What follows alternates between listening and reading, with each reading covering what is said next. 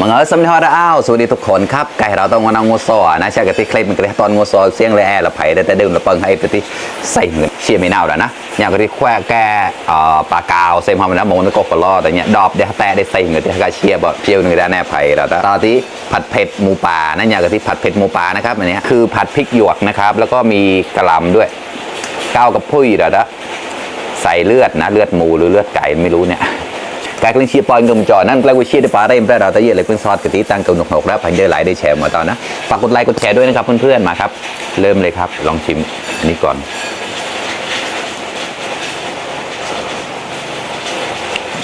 พอให้ปล่อยไม่โดนเดิมจะแย่แล้วนะกันหมูป่าลองชิมดูสิ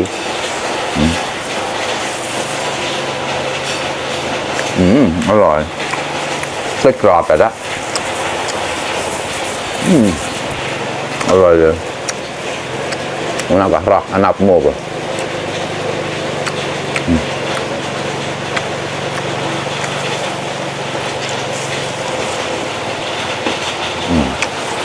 นี่ก็อร่อย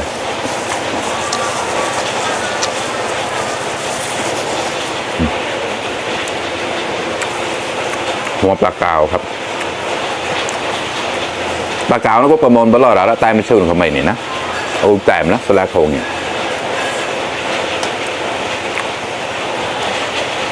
มาครับคำโตโต้หมอกตุ๊ดเต้าตอนนั้นละแดงจอบระดับไม่นะหัวเนี่ย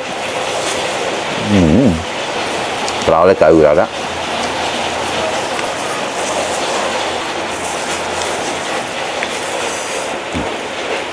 กล้วยกรอบซึ่งกล้วยกรอบนักกะทิน้ำเดี๋ยวเชียร์คอแต่นะกระติ้นข้อ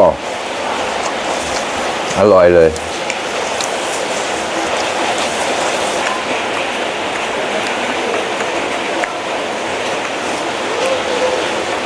นี่ก็อร่อยนะนี่น่าจะเชียร์คอแล้ว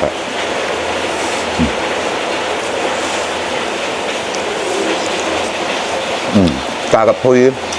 รอยมีพริกหยวกกาวแต่ที่ชิมจ่ายเนี่ยแล้วคล่องมากัน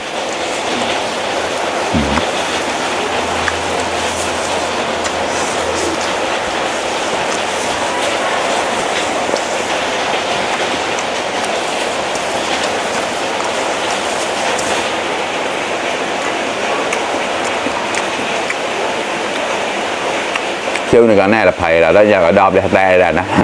เจอเสียเจียดเนี่ย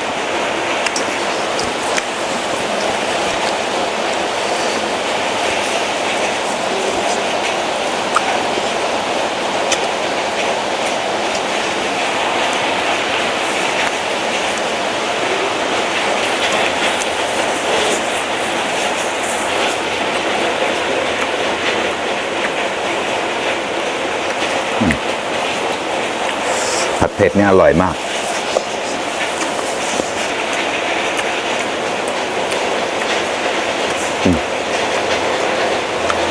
ชิมจ่าย